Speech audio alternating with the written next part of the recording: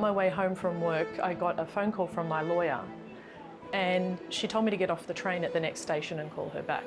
And I was like, oh, okay. So I got off the train at the very next stop. I was standing on the platform and wasn't sure what I was going to hear. I had no idea.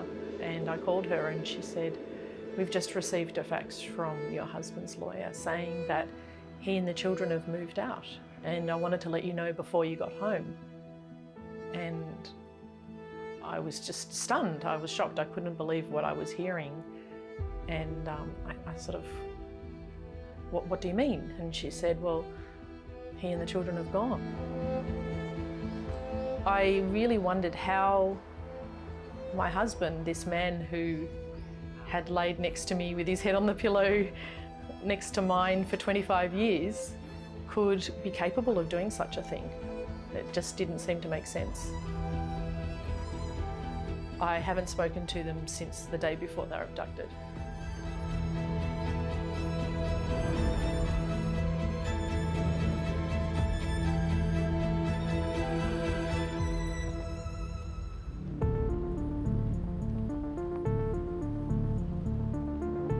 Japan is a complex mix of old and new, an ultra-modern society with traditional values, functional yet constrained, and at times conflicting. I've come to Japan to investigate a controversial custody law that's cutting off some Australian parents from their kids. Under Japanese laws, only one parent maintains custody following a divorce. That means one parent makes all the decisions about the child's life. Now, they can choose to let the other parent be involved, or they can deny access and cut them out. And that's exactly what happened to an Australian mum I'm about to meet.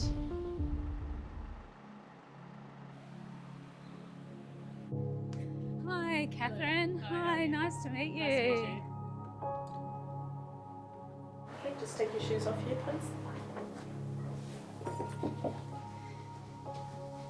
So, Catherine, tell me about this room and what do you have in here? Yeah, so this is the spare bedroom, and these are some of the few things that I have left of the children's. These are some little Japanese outfits that my daughter had worn to festivals and things like that. How old would she have been when she wore this? Under one. Oh. Yeah, so it's a little jacket here. And in this box are all knitted clothes that my mother had knitted. Wow. When my daughter was born. How do you feel going through all these belongings? I actually haven't looked at these for a very long time. I didn't remember that my mum had made so many, actually. Yeah, like these are the first clothes that they ever wore. So yeah, I've kept... Oh, and the first little Ugg boots. Oh, cute. Somebody sent... Yes, so these are very... Yeah, I just had to keep... I can't get rid of them because this is all I have left. In 2019, without warning, Catherine's husband moved out, taking their 2 kids. At the time, she had no idea how final this separation would be. I went home and opened the front door with some trepidation and went inside, and the children's bedroom was completely blank. There was no furniture. There was just some carpets on the floor and one shelf.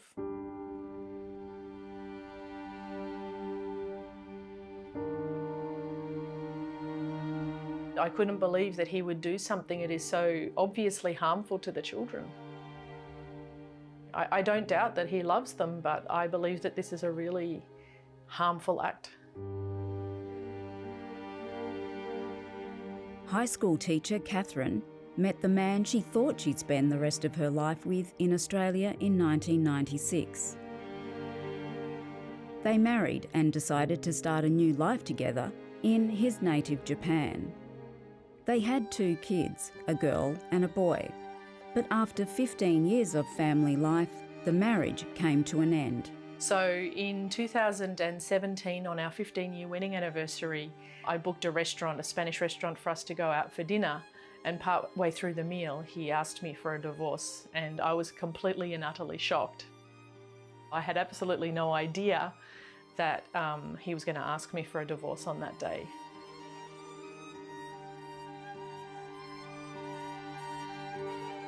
Catherine's husband filed for divorce in 2018. It was while they were negotiating custody that Catherine's husband took the children. I feel like I should have been given an opportunity to at least be able to talk to them. I mean, I have a lot of feelings, and mostly, again, it's just complete and utter disbelief. Like, I would just catch the train home from work so many days, and you'd just be sitting there normally, and then all of a sudden you'd remember and you'd go, my kids have been abducted and I haven't seen them. And like, even now I can't believe it's been 3.5 years. And I don't understand how a country can prevent me from seeing my children when I haven't done anything wrong. Does a country have that right? I don't know, but it feels wrong.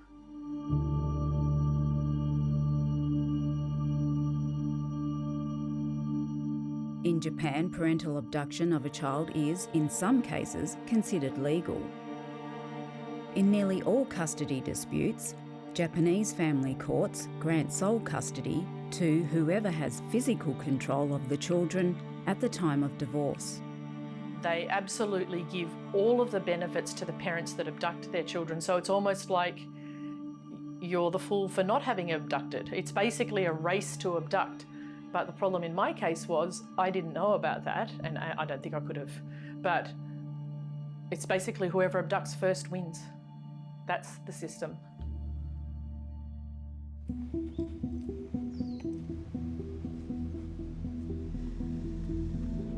The courts granted Catherine's husband sole custody of their 2 kids. Catherine hasn't been allowed to visit, and her kids told the court they didn't want to see her. She believes her ex-husband influenced this outcome. I've read enough about parental alienation and these kinds of issues that I understand intellectually that they have to say that to keep my husband or my ex-husband happy.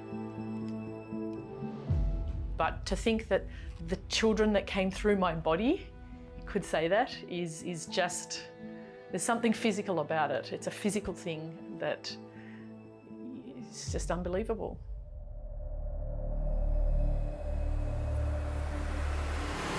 Japan is one of the few countries in the world with a sole custody system.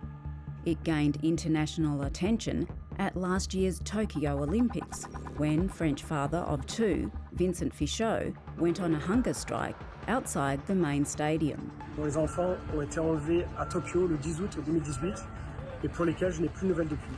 The Australian Department of Foreign Affairs and Trade has provided consular assistance to 82 children involved in parental abduction and child custody cases in Japan since 2004. But it's not just foreigners losing access to their children. When former Japanese Prime Minister Junichiro Koizumi divorced, his pregnant wife got custody of their unborn child, while he got custody of their 2 sons. By the youngest's 18th birthday, they had reportedly never met their father.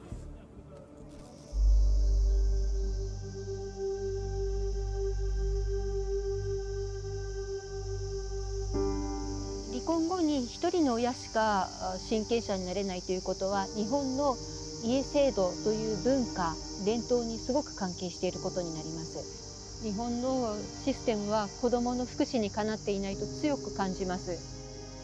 Tameo O'Meara is an expert in family law. She's also Catherine's lawyer. 日本は昔は家制度というのがあって、家のその支配者というか一番トップは父親でした。で、それがそのまま離婚後も残っているということですね。Historically, men were the only decision makers in a family, so parental authority went to them. Japan's family system ended after World War II, giving women the right to claim sole custody. But the idea that only one parent has custody remains. 離婚する夫婦はすごく喧嘩をしていて仲が悪い状態です。そのような仲が悪い2人が子どものために話し合って必要な時に必要なことを決めることができないと考えているのです。このシステムを子どもの福祉にかなうようなシステムに変えていかないといけないと強く思います。Tomeo is taking the fight to the Japanese government, hoping to help parents like Catherine. 私は今2つの集団訴訟の共同代理人になっています。一つは日本がこの連れ去りを違法とする法律を作っていないこと、それが憲法に反するという訴訟です。でもう一つは、離婚後に、離れて暮らす親と子どもがちゃんと会える面会交流のための制度が作られていないこと、これが憲法に反する。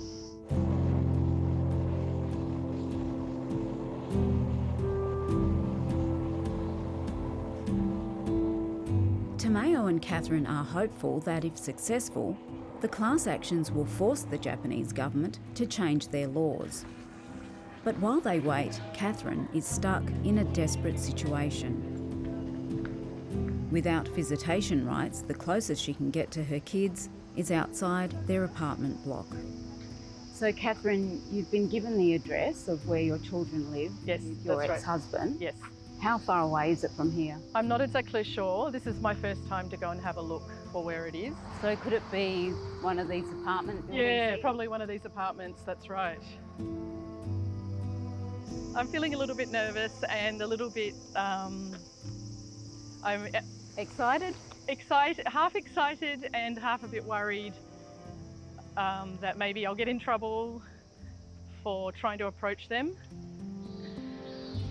What would happen if the children came out now? How would you feel? How would you react? I would feel really happy, but I'm also a little bit nervous at their reaction. If they rejected me or ignored me, I'd feel bad. Last time when I found the apartment they were living in, I found their doona covers hanging on the line, so I knew it was definitely the apartment that they were living in. So then every time when I walked past there, I looked up at that apartment and just sort of thought, oh, they're there. You know, and if the lights were on, oh, they're home. And if the lights weren't on, oh, well, who knows where they are. Just made me feel comforted that they were safe. You know, a lot of Australians say to me, well, why don't you just go and get your kids? Why don't you just go and get them and bring them? And it's just not that simple. I am fearful of the police or the system and getting in trouble. And because I'm not Japanese, I could get thrown out of the country and lose my right to live here. And then I'd be even further away from the children. How does it feel to be so close and yet so far? It's crazy. It's really crazy. I mean, it just doesn't make any sense, does it? That you can come almost up to where they live, but you just can't get that last little bit. And it's just so incredibly painful because you feel like your children are sort of part of you. And it's like an arm or a hand has been cut off all of a sudden. Then I see like this, a mother with her daughter walking hand in hand, and that seems so normal and people take it for granted. And I think that why can't I have that anymore? And why didn't I appreciate that? Simple things just like that.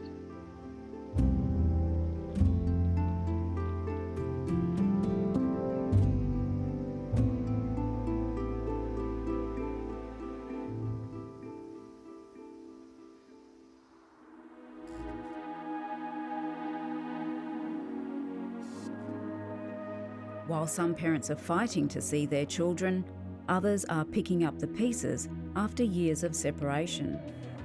I'm Paul Horton. In August 2014, my kids were abducted. They were taken by my Japanese ex-wife to Japan. 8 years on, they're now being returned to me, the oldest two anyway, and next year, hopefully my youngest as well. Paul's kids were finally returned just over 2 months ago. They're now living in a blended family with Paul's new wife. Lunch is ready! Anne has 2 children from a previous relationship. She and Paul also have a daughter between them. So with 2 more from Japan, there are now 7 people in the house. Yeah, it's definitely busy. There's always something going on. Now that we have 4 of them are teenagers. So it's, always trying to get them out of bed and have their breakfast before it's lunchtime. I'll take this to their rooms now. With his kids recently returned to him, Paul had hoped they'd take part in this story. Brought you something to eat. You're pretty starving by now, yeah? They've chosen to stay in their rooms and won't join the family for lunch. They were not comfortable being on camera and talking about the situation that they're in. I think it's mainly because they don't really understand that what's happened to them is wrong. So the whole concept of this is a bit strange to them or unusual, and it's just making them feel a bit uncomfortable. Paul is still getting used to living with his kids again, but he says how he lost them is frightening. In 2011, my ex-wife and I, at the time married and with 3 kids living in England, we'd always lived in England, never in Japan, decided to separate and divorce. It was not the easiest of separations, and we did end up in court over child custody, and she was trying to apply to take the children to Japan on a permanent basis. Thankfully, the courts didn't approve that, and then they went away on holiday to the south of England for a couple of weeks, and on the date that I was due to go and pick them up, I got an email from my ex to say that actually they hadn't gone to the south of England, they'd gone to Japan, and that they weren't going to return.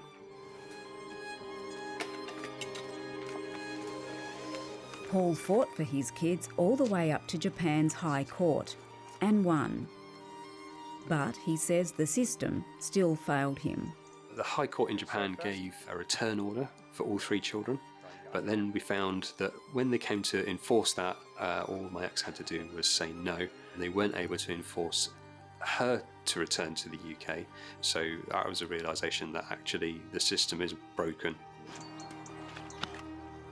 So then rolling on to 2022, I had an email in March from my ex to say that the older 2 wanted to return to the UK to continue with their studies, and would I be happy for them to come and live with me, which of course fantastic. I was really surprised at, and yes, definitely they could come back. This is my son's room. He'd bring a few bits and pieces with him, like the posters. We'd pop that up. He's a big Star Wars fan. In here, we put these shelves together for her to put her books on. Since the kids have been back, it's been...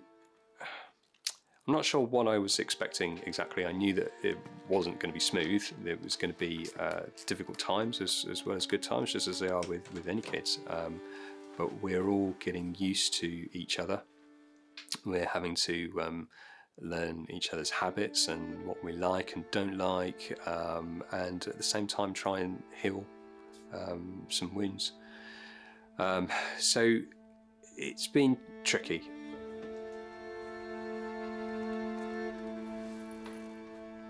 My kids were stolen from me, and me as a father from them, and there's nothing that can be done to put it back. It's gone forever. Paul's ex-wife didn't respond to emailed questions, but a friend replied on her behalf, writing, "There are 2 sides to every story."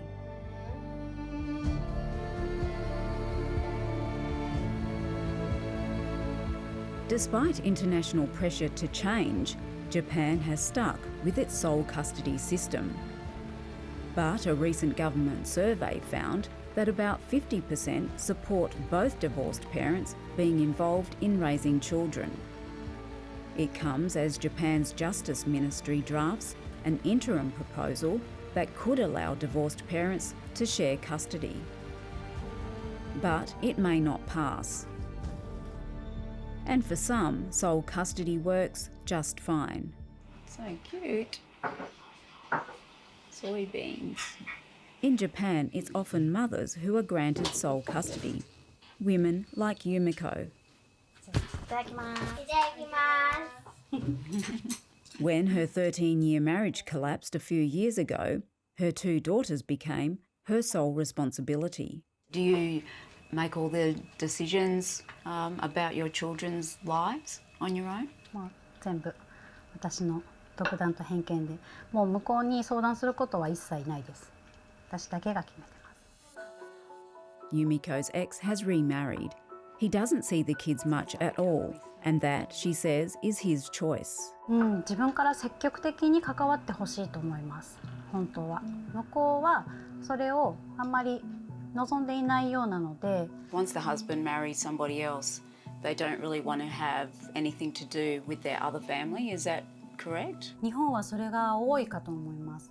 So for you girls, how often do you see your dad? 1ヶ月に2ヶ月に1回会うかないかぐらい。 So would you like to see him more often? 自分から会いに行こうとすることがあんまりないからそこまで思ってないか。 And what about you? Do you like seeing your dad? 楽しい。 It's fun when you see your dad? Where does he take you? 買い物とか行ったり遊んだりする。Would you like to see him more often? 記念の日とか例えば誕生日とかそういう時に会うぐらいでいいかなって思ってる。 If she wanted to, Yumiko could cut her ex completely out of the picture. Instead, she wants him to be more involved.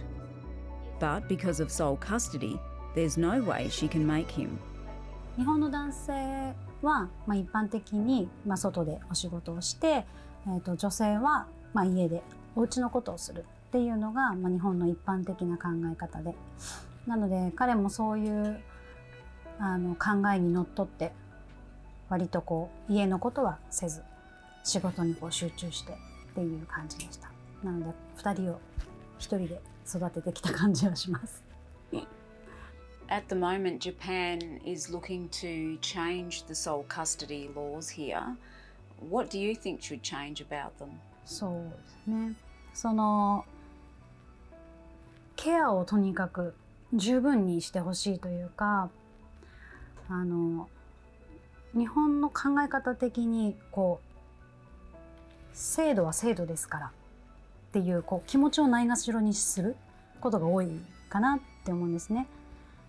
なのでどちらになったにせよ誰かが泣くことがないようにしてほしい。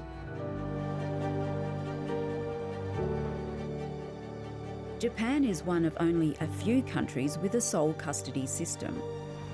This means that after divorce, only one parent has legal authority over a child. It's a controversial law that has resulted in some parents being cut off from seeing their kids. Cheers.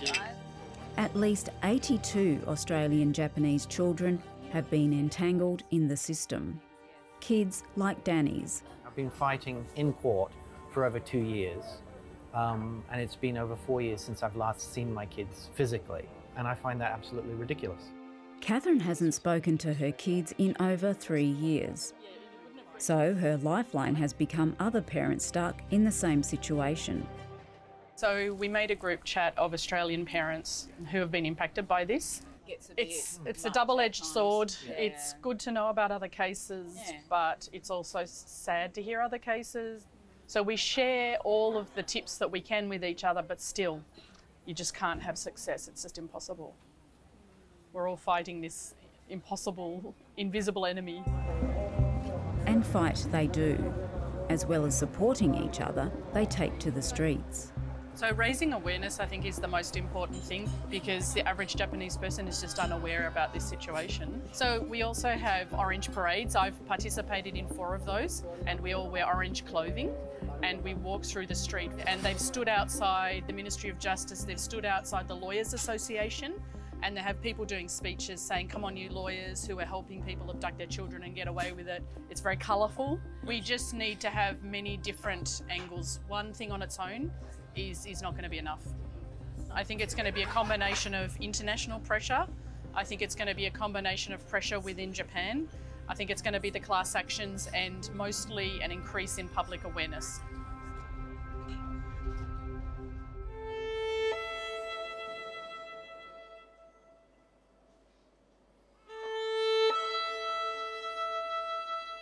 While trying to change Japan from the inside, Catherine is still locked out of her own family.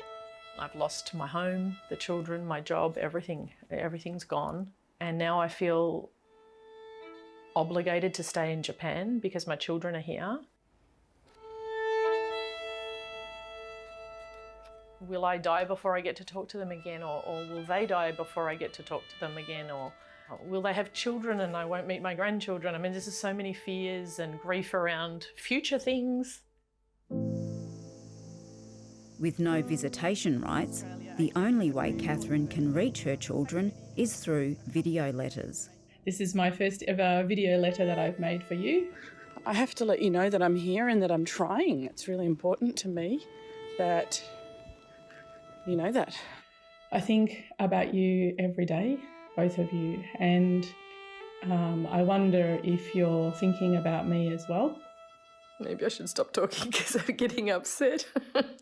One day when you're older, and I really want you to know, even if we never ever reconnect with each other, I want you to know that I love you. Always.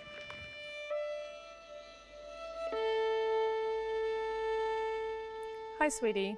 It's been 4 years since we've been able to celebrate your birthday together. I really miss you. I think about you a lot, and I wish that we can spend time together again soon. I love you, and I'm always waiting for you. Lots of love, Mummy.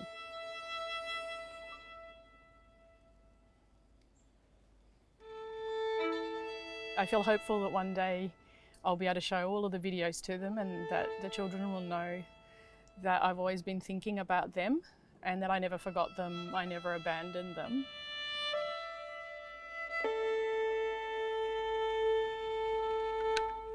I have to hold that hope, otherwise my thoughts will not go in a good direction. So I have to hold out the hope that one day we will be reconnected, and I have to hold out that I had 14 years with my daughter and 10 years with my son, and that they're not going to forget that.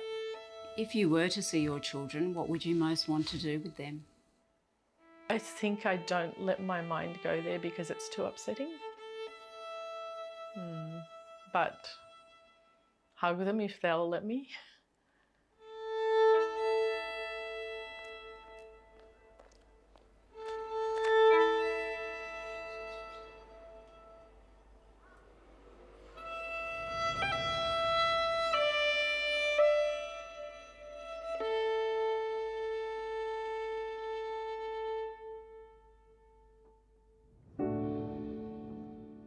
Next week on Dateline, we meet the elderly South Korean influencers going viral and challenging traditional notions of ageing. And for more Dateline episodes, go to SBS On Demand.